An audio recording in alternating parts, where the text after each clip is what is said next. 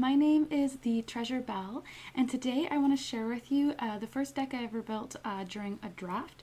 So last weekend I went to a draft at a local game store celebrating the 50-year anniversary of Dungeons and Dragons. So it was a Baldur's Gate draft, and like I said, my first time participating in one.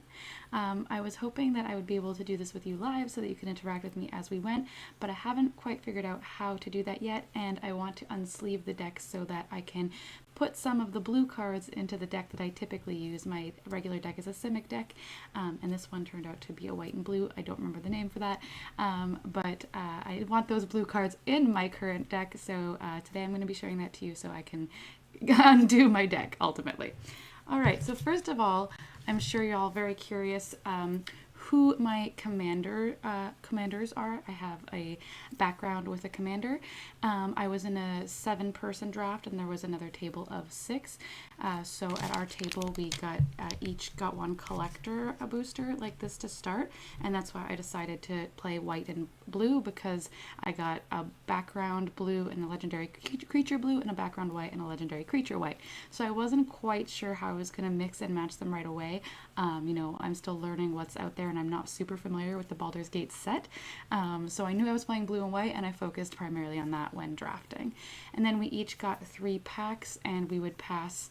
We'd take 2 and pass. I think the first pack was to the right, and then the second pack was to the left, and then, or vice versa, but we mix it up like that. So, oopsies, sorry. To show you first who my commanders are, I'm sure you're super excited to see that. So we'll start with my actual creature, which is Lulu the Loyal Hollyphant, and they are a legendary elephant angel. Part of why I chose this was I thought it was really cute, but also because it made sense in what I was doing. So this creature has flying. At the beginning of your end step, if a permanent you controlled left the battlefield this turn, put a +1/+1 counter on each tapped creature you control, then untap them and choose a background.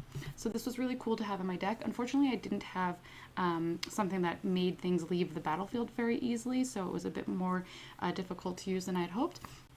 But it was coupled with the Feywild Visitor here, so that is a legendary enchantment background.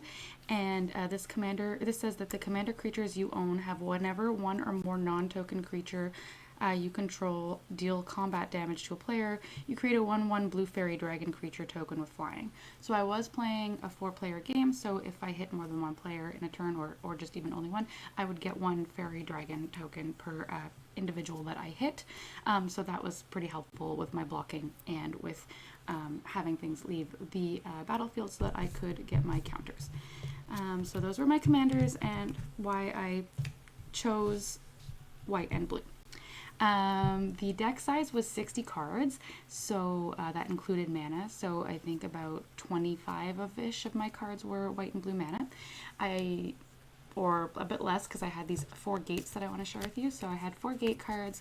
As you might know, in the Baldur's Gate set, there's quite a few gates.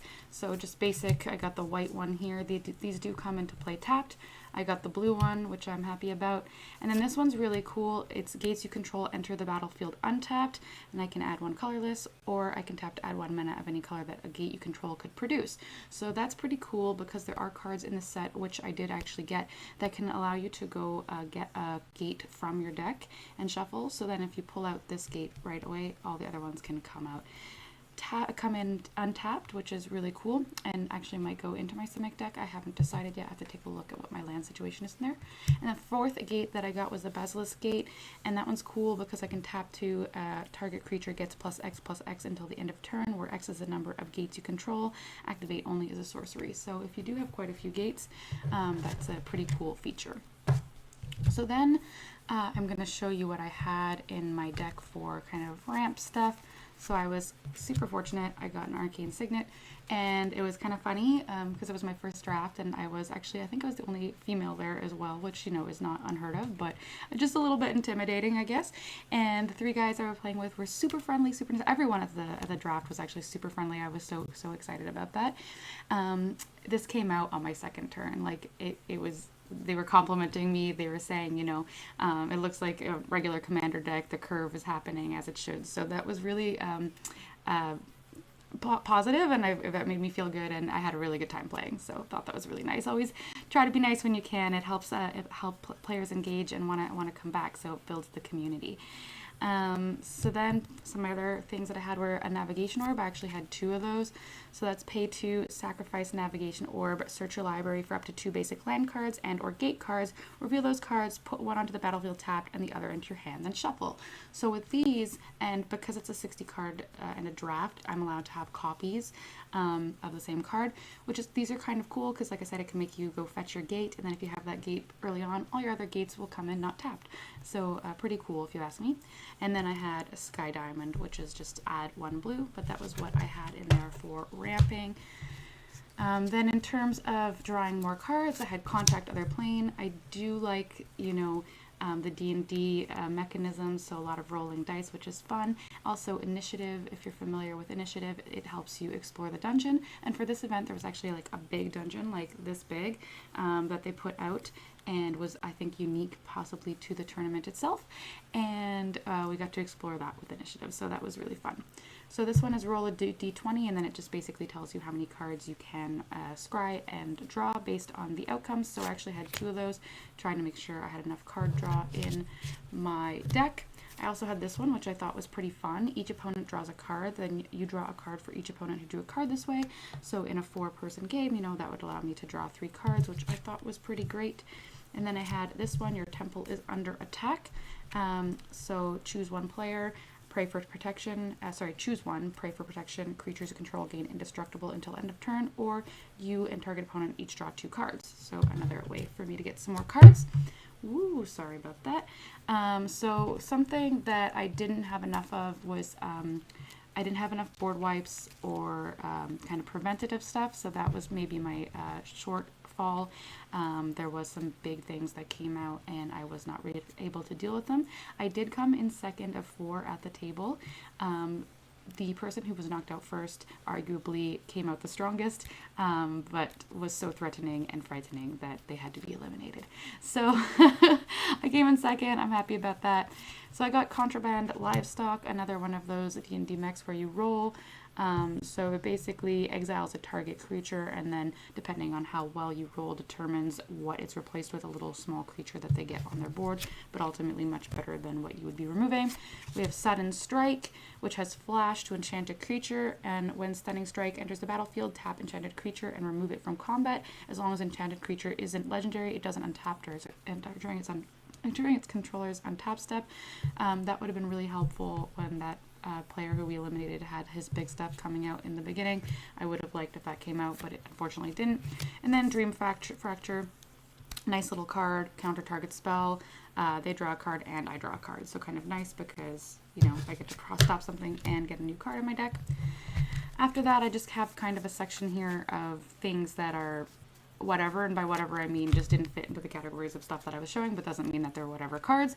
So here I had a sorcery, create a token that's a copy of target creature you control, except the token is flying and isn't legendary if that creature is legendary. So some of you might know that in my other deck, Gandalf the Westward Voyager is my commander, so I get to copy lots of things. So super fun to add some more copy material. I'm thinking this one will end up in there. This is another card I think will end up in there and was super fun to draw. The Basilisk Collar, pretty classic. Equipped creature has Death Touch and Lifelink. So that is just fun. It's just fun. It's intimidating. I love it. Goggles of the Night, another equipment. Whenever equipped creature deals combat damage to a player, scry 1, then draw a card. Always nice to be able to draw more cards. I guess that could have gone in my draw card section that I was showing you. Here we go. So this is another one. Flash. I did get to use this in the game. Enchant creature. Enchanted creature gets +0/+10. So this was great for blocking unexpectedly against big creatures. So super glad to have that. This got stolen from me. I don't know what the name of the card was, but someone had, I think it was a creature, that if they hit you or attacked you, you had to give them your entire hand, draw that same amount of cards, and then they could play cards from your hand that you had conceded to them. It's face up in front of them. And because we're playing 4, I think they had 12 cards that they had on the side from this, something I'd never seen, so that was really interesting and scary. They got this from me, which made me really sad because it would have been really good for my little commander to have things leaving play and being able to add counters, but alas, it went over to them. Now we're going to get into my creatures. I had some really fun ones in here and a few simple ones that were just filler, and in hindsight I should have put more removal instead of filler creatures. Definitely a lesson learned for me. So we have here, this is actually an enchantment. Inspiring Leader, which is a legendary enchantment. Sorry, I'll move this over for you. Commander creatures you own have creature token you control get +2/+2. So because I was trying to bring out those Feywild tokens, that would have made them stronger. Unfortunately, I did not get that card out. Then we have Feywild Caretaker. When Feywild Caretaker enters the battlefield, you take the initiative. So as I was mentioning, initiative helps you explore the dungeon, which is super fun. At the beginning of your end step, if you have the initiative, create a 1/1 blue fairy dragon creature token with flying. So another way for me to get fairy dragon tokens. Something that I found interesting about initiative in a 4-player game is that it's really hard to keep it at the beginning, so it's a nice little advantage. When you're 4, it's hard to be the one who to not get hit at all or to keep it long term. But then when you get down to 1v1, if someone has a bit of a better board, they kind of keep advantage and get more advantage every round, so it kind of ramps up their advantage pretty quickly. So I wasn't sure how I felt about that. I know it's part of the game, but it's something, it was my first time with that. I've played with Monarch, but I haven't really explored initiative before, so that was interesting. Alright, so here I got a vehicle. I'm not usually a huge fan of vehicle cards. They're cool, but not usually the style that I play, but I thought this one was really interesting because it has trample and ward. A ward that it says discard a card. And then it says, whenever Mighty Servant of Luco, not sure if I'm pronouncing that correctly, becomes crewed for the first time each turn. If it was crewed by exactly 2 creatures, it gains whenever this creature deals combat damage to a player, draw 2 cards until end of turn. And because it's only a cost 3, you could have you could have 2 2/2s out and crew this, and it's pretty awesome because then you get cards. So I thought that was a pretty cool thing. Here I have a Juvenile Mist Dragon. I thought that was cute. It's flying and Confounding Clouds. When Juvenile Mist Dragon enters the battlefield, for each opponent, tap up to 1 target creature that player controls. Each of those creatures doesn't untap during its controller's next untap step. I thought that was kind of fun in a 4-player commander game because you can tap one of each player's creatures and it doesn't untap, so it makes them a bit vulnerable and, buys you some time if you're trying to get other things out. It's also cost 5, so I think with my Gandalf commander, it would be great because it'll trigger Gandalf, and it's a fun little thing, so that will probably be going into my Simic deck. I actually have 2 of those, so I'm just going to pull that out here right away. Second one I had playing with in there. Alright, so this was another cool card that I got to play. It did come out and it did make me happy. So this is Windshaper Planetar, another angel, flash and flying. And it says, when Windshaper Planetar enters the battlefield during the declarer's attack step, for each attacking creature you may redirect which player or planeswalker that creature is attacking. So basically, after they declare attackers, I can decide to redirect where they're going. So for example, I think they had a 15/15 targeting me, and I played this and was able to redirect that 15/15 to a different player. So that was a super fun card. I really like this card. And it's 4/4 flying aside of that, so super fun. I was happy to get to use it. Here we have a Goliath Paladin. This has Vigilance, 3/6. When Goliath Paladin enters the battlefield, you take the initiative. So this was kind of just a way for me to have some creatures and take initiative. Trying to see if I did have 2 of those as well in there. Once again, should have probably removed some characters and put more removal in. I didn't draw too much more removal, but I think I had 1 or 2 other cards I probably could have put in there. I didn't have any board wipes, unfortunately. That would have been nice, but I didn't draw any in the draft. So this is a really cool card. This is a card that the opponent got out early in the game. The person who we knocked out right away, they had this out with this elephant. So they were doubling the counters on this creature very quickly, and he had something that made treasure tokens, so he was very easily able to add those counters. So this creature, if you would put 1 or more counters on a creature or planeswalker you control or on yourself, put that many +1 of each of those kinds of counters on that permanent or player instead. So quite powerful for getting strong very quickly. So This is another kind of simple character, Sea Hag. You can use it as an instant adventure. Up to 2 target creatures get +1/+0 until end of turn and can't be blocked this turn. So could be fun to do a little poke and hit somebody. When Sea Hag enters the battlefield, creatures your opponent controls get -4/-0 until end of turn. So that's the other ability that it has when it comes in. So that didn't come out. It was, once again, one of those things I wasn't sure if I should put in or not. Kind of interesting, but it was all right. This is a Scouting Hawk, simple card, but good to have. Flying, keen sight. When Scouting Hawk enters the battlefield, if an opponent controls more lands than you, search your library for a basic land. Plains cards put into the battlefield tapped. Oops, plains cards put it onto, for a basic plains card, I just said land, sorry, it's specifically for plains, put it into the battlefield tapped and shuffle. So this was, I had 2 of these. This was kind of another way to ramp, get some lands out, get a little flying. You know, I was having a flying commander with fairy creatures as a background, so I had a lot of little flying things, so I thought this fit the deck, made sense with the theme that I had going on. This is another one that was kind of whatever. Untap 2 other target permanents, activate only as a sorcery, only once each turn. I was hoping that I'd be able to do a little engine with that, but I didn't get that out. This is a card I actually really like. I also didn't get to play it, but this is a creature that's a 1/2. It only costs 1, but then if you pay 3 and a plains, creatures you control get +1/+1 and gain vigilance until end of turn. Activate only during your turn. So I thought this was super cool if I had been able to get this out with all my flying creatures, because my flying creatures would have all been able to hit, do a little bit of damage, and not tap. So that would have been actually really fabulous. This is another fun little creature. It's Beckoning Will-O-Wisp, flying, lure the unwary at the beginning of your combat on your turn. Choose an opponent. Creatures attacking the last chosen player get +1/+0. So what was explained to me how this card works is that the chosen player, when I attack, creatures get +1/+0 against that player, but it also goes around the table. So if I chose the person to my right, for example, and we're playing clockwise, the next 2 players that play could also have +1/+0 against that target if they were to attack them. So that was super cool to learn. This is another cool card.